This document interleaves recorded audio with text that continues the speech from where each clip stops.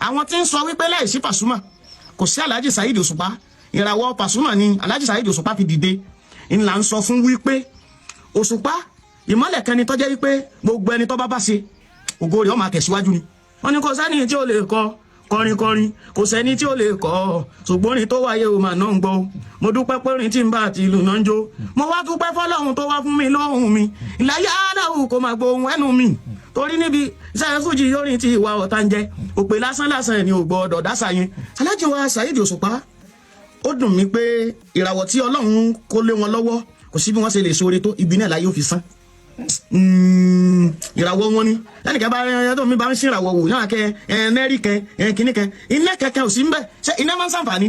Alhaji Saheed Òṣùpá wà nínú ẹni tó jẹ́ kí Barisókè ó dìde, wọ́n wà nínú ẹni tó jẹ́ kí Barisókè ó dìde nítorí àwáwò tí èsè ẹyọkẹ tí èsè méjì ẹ bá lọ wo àdó ọ̀rọ̀ nínú orin Alhaji Saheed Òṣùpá.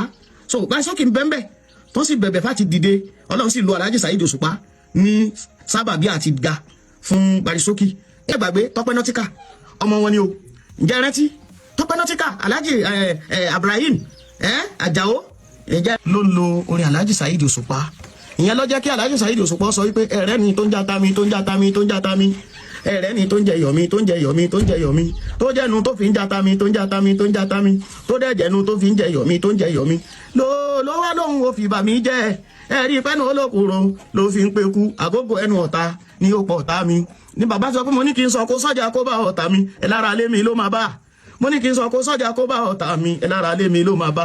Ẹ bá dẹ̀ wá fi mí sílẹ̀ kí n máa sọ̀kò mi lọ. Tòkò tí ń bá jù bá bá rà lé mi o. Ajẹ́pára lé mi gangan lèèyàn burúkú. Àní ajẹ́pára lé mi gangan èèyàn bí ni.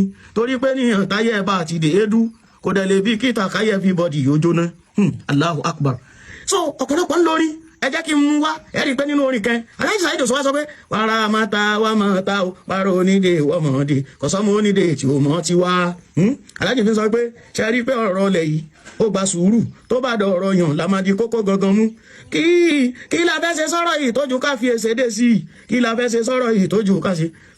So Alhaji Saheed Òṣùpá kọrin yẹn ń gbọ́ ya olórin kẹ́nẹ́ tó padà gbé wàrà máa ta wá máa ta o wàrà onídè wọ́mọdé kọ̀sọ́mọ onídè tí o mọ̀ ti wá. So fi mọ̀ wípé Alhaji Saheed Òṣùpá ìràwọ̀ kan ẹni tó jẹ́ wípé ọ̀rọ̀ wọn dàbí ká sọ wípé omi ẹni tí ó fọṣọ ò lè bómi jà kódà ẹni tí ń jẹun kò tó bẹ́ẹ̀ kókó òun ò ní mọ́mi nítorí pé bóúnjẹ bá pa lórí omi ni ó mu